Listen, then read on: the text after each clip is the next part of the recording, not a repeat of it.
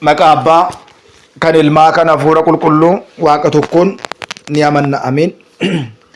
Kabajamootaa fi jaalatamootaa maatiiwwan Waaqayyoo, Waaqayyoon kan jaalattan, Waaqayyo isiniin kan jaalatu hundumti keessan akkam jirtu, akkam yoo nageessanii, akkamiin turtanii, guyyaa har'aan kan nu ga'e galanni ulfinni isaaf haa ta'u.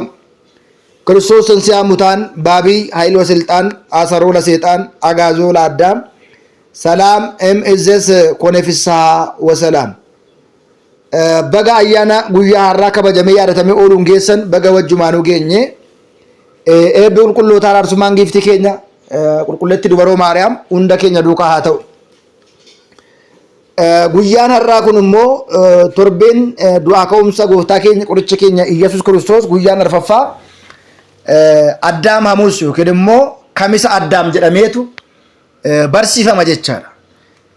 Kamisa Addaam jechuun maal jechuudha jennee gaafa ilaallu, guyyaa kana Addaamii fi abdiin kenname. Jechi abdii sun raawwatamuu isaa seera uumamaa boqonnaa 3:15 irratti Addaam ijoollee isaa waliin du'a Kiristoosii fi du'aa ka'uu Kiristoosiitiin bilisummaa ba'uusaa guyyaa itti yaadatamu waan ta'eetiif manni kiristaanaa Addaam Hamuus yookiin immoo kamisa Addaam jettee moggaasteetti jechaadha. Innis egaa sii fi dubartittii gidduutti, sanyii kee fi sanyii ishee gidduutti diinummaa nan taasisa. Innis mataa kee ni rurrukuta, atis immoo koomee isaa ni rurrukutta. Dubartittiin jedheen yeroo ati deessutti dhiphinni, rakkinni akka malee sitti baay'ata. Rakkinaanis ni deessaa, eeyyamni kees gara abbaa warraa keera ni ta'a. Innis immoo hoogganaa kee ni ta'a. Addaamiin jedhe. Jecha haadha warraa kee dhageesseetta waan ta'eedhaaf isarraa akkuma nyaatti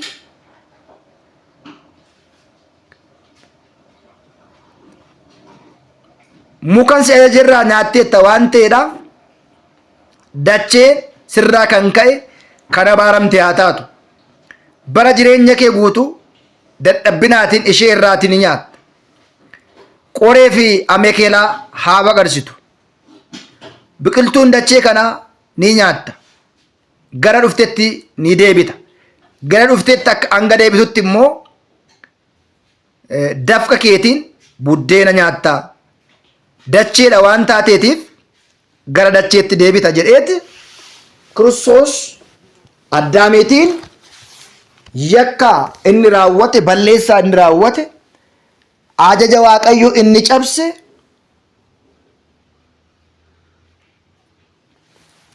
itti himee abdii bara 5,500 kenneefii deemeera jechuudha. Sirraa kan kaate dacheen kun kan abaaramte taati. Ati immoo dafqa keetiin baatee buuteetu nyaatta. Hewaan immoo umurii ishee guutuu dhiigni itti baay'atu, fedhii ishee kan fedha abbaa warraa ishee fi ishee irra haa ta'u, fedha ishee abbaa warraa ishee irra haa ta'u, innis immoo hoogganaa ishee haa ta'u jedhee Kiristoos itti hime. Addaam saniin booda kabaja isaa jalqabaarraati, ulfina isaa jalqabaarraati gadi bu'ee salphate.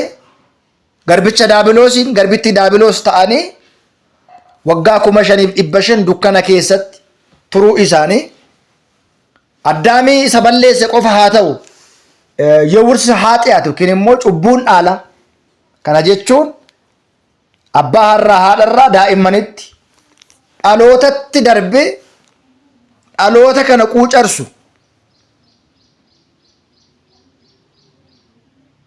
yookiin immoo dhaloota kana mankaraarsu sun kanarraatii kan ka'e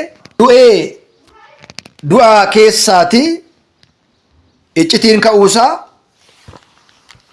ajaja Waaqayyoo diiguu Addaamirraa kan ka'e badii yakka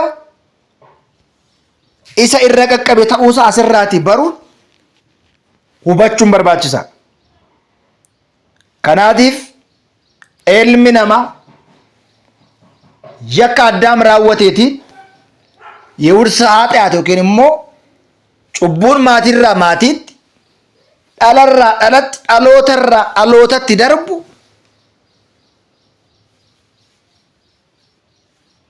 bifa kanaatiin addaamii eegalee hanga dhalachuu Kiristoositti jiru ilmaan namaa akkam dhiphisee akka ture fi addaam lama jalqabaatiin addunyaa kan itti murtaa'ee dukkana keessa turte addaam isa lammataa Kiristoosiin immoo hewaan ishee jalqabaatiin badii gara addunyaa kanaatti dhufee ture hewaan ishee lammataatiin qulqulleetti dubaroo maaramiitiin waggaa 5,500 sana gaafa yaadannu bara gidiraa bara boo'ichaa bara dukkanaa bara garbummaa jennee bara kana keenya Kiristoos garuu waaqa dhiifamaa ta'uusaa abbaa dhugaa abbaa jaalalaa ta'uusaa asirraa kan barannu guyyaa 5 walakkaan booda 5,500 zaman kan jennu jecha mucaa keerraa ከልጅ ልጅ ተወልጄ አድናለሁ yookiin immoo si fayyisa kan jedhe sana waadaa sana yaade otoo hin dagatiin asirratti maal jedhu abbooliin waaqayyoo kan itti man kan nama hin daganne kan kadhatan kan nama hin dhowwan የነገሩትን የማይረሳ የለመኑትን የማይነሳ waan nu barbaachisuuf waan nuti barbaannu hundalle yeroo isaa eeggatee waqtii isaa eeggatee waan nu barbaachisuuf waaqayyootti muulillee akka hin barbaachisne dursee kan inni beeku ta'uusaa lapheedhaan garuu fedhuun barbaaduun jireenya akkatti argatamu asirraati kan barannu ta'uusaa nu hubachiisa jecha. Kanaaf abbooliin keenya maal jedhu mana kiristaanaa keessatti ተፈጸመ ተስፋ አበው ወበማርያም ድንግል ወበቀራኔዮ ተተክለ መድኃኒት መስቀል ኒራወቴ አብዲን አቦሊ ቁልቁሌቲ ዱበሮ ማረሚቲን ፋኖ እረቲ ፈንፈሜ ፈይሳን አዱኛ ጀነኔቱ አቦሊ መነ ክርስቲያና የሮ ኢሳን ፋርፈተን የሮ ኢሳን ገለቴፈተን ጀቻ ከናኒ ዳገኛ ጀቻ አብዲ አቦሊ egaa abdiin addaamiif kenname dhala isaatiif sanyii addaam hundumaatiif malee addaamiif qofa kan taane abaarsa dheekkamsa yakka isaan irra qaqqabe kun dhaloota addaamiin booda jiru hundumarra akka inni gahee fi badii addaam raawwatetti hunduu gatii akka itti baase qulqullichi daawit faaruu 73 lakkoofsa 5 irratti maal jedha waaqayyo addunyaa dursee mootii ture qoricha immoo dachee gidduudhaa taasise jedheetu ni dubbata jecha. Kana gaafa jennu ilma namaa nyaata dhugaatiitiin mucummaa waaqayyoo mootummaa waaqayyoo dhaabee ture Kiristoos immoo foon ilma namaa isa dadhabaa sana uffatee fayyina ilma namaa kenneef jechaadha. Kanaaf egaa addaami hamus gaafa jennu guyyaa kana addaam yakka inni raawwateetiin badii inni taasiseetiin murtoo isa irratti murtaa'e abdii Kiristoos immoo isaaf galee